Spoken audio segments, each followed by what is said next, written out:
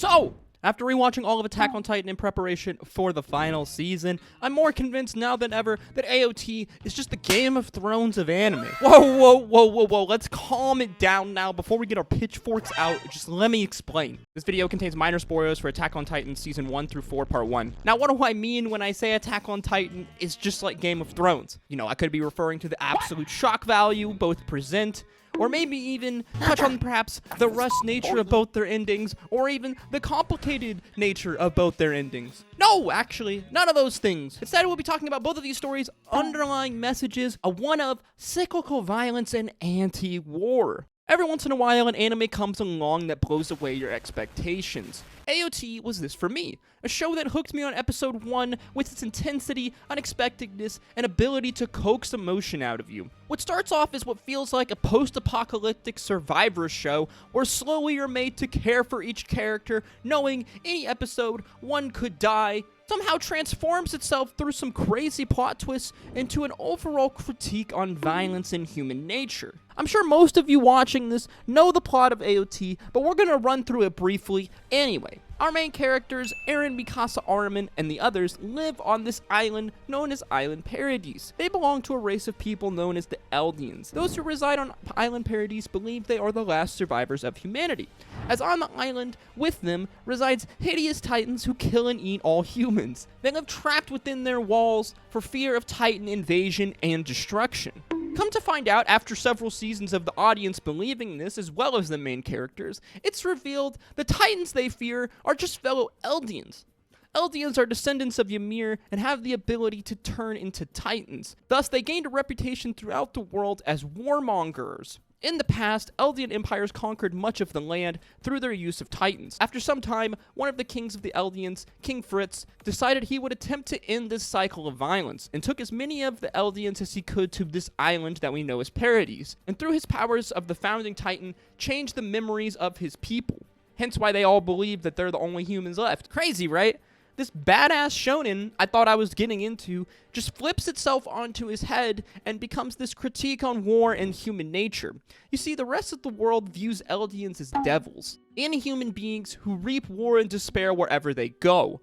However, we the viewer know this isn't true. We just spent 3 seasons with these characters, with these people. We know they're human, no difference than the ones who wants to kill them. It gets worse when you realize that many of the Eldians were left on the mainland and reside as second-class citizens in some f***ed-up 1984 Nazi-esque world. These Eldians are forced to wear armbands signifying to the rest of the world that they are Eldian.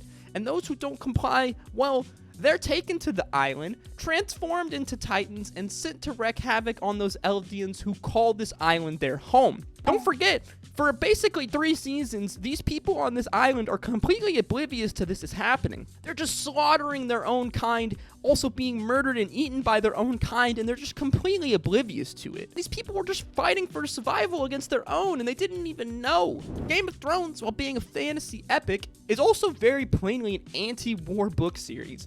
George's hippie days seem to leave a lot with him, as the series show just how pointless war is and the human capacity for violence. The dragons also are basically nuclear bombs. While the book series hasn't ended, we can see through the long, drawn-out process just how George feels that war basically accomplishes nothing, as by the end of A Dance with Dragons, it just kind of feels like we're right back to where we started, and none of these wars have made any difference at all, just everyone's dead. Attack on Titan really also focuses on this concept of the other. The other is a concept that explains in-group, out-group preferences, essentially. Put simply, one group sees itself as the norm and pushes those outside the norm to conform to that norm.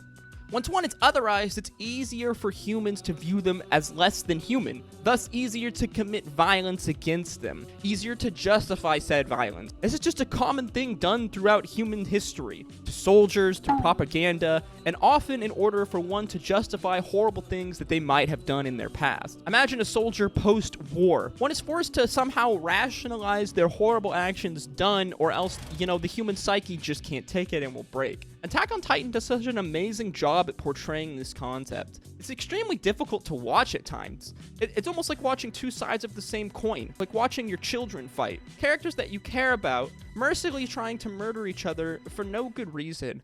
Let's take Eren and Gabby, for example. These two characters exude this lust for murder in a justified way. They really parallel each other. Gabby is young, hot-headed, rash, and sure in her beliefs.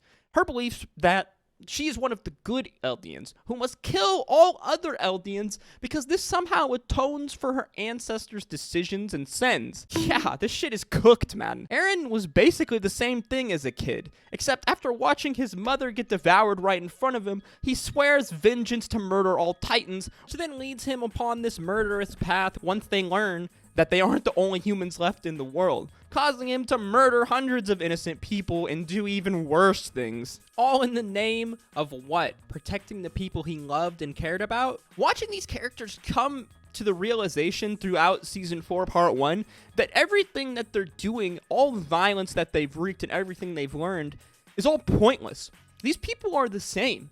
They both thought they were saving the world, and still they continue to try to kill each other, even after they learn that they're basically the same people. There's no difference between them.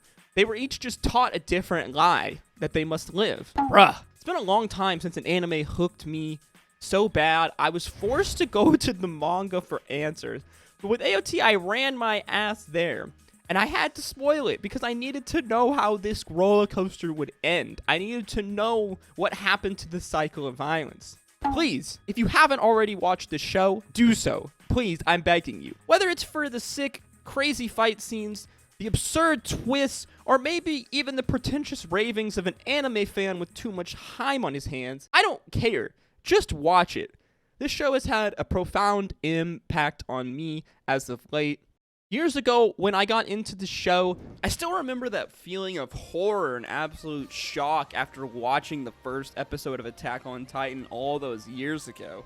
With Attack on Titan finally coming to an end, to see the growth of this story, it was something that I never expected, and I'm nothing but pleasantly surprised about. Like I said earlier, sometimes an anime, or just a story or show in general, comes along, and it really subverts your expectations on what you think media is capable of. Obviously, anime is an amazing vehicle for storytelling and for pushing some sort of message. But years ago, if you would have told me that Attack on Titan would become a sort of critique on human nature and violence and war in general, I probably would have told you were acting pretentious. Let's not try to break down an already good show for something that it's not. But yup, here we are, and yup, I sound like a pretentious asshole. If you enjoyed this video or learned something new, you know what to do. Hit that like button, comment, and subscribe. Let me know what you think of Attack on Titan. Are you excited for Season 4 Part 2 finale? It's finally over. More Attack on Titan coming soon. We will have our full breakdown of Season 4 Part 2 explained once it is out. As a reminder as well, I stream daily over on twitch.tv/fraudonthetelly, 9 a.m. to noon Central Standard Time. Come over, say hi, let me know what you thought of the video. Yeah, I hope to see you in the next video, guys. As always, stay safe out there. Peace, love, adieu.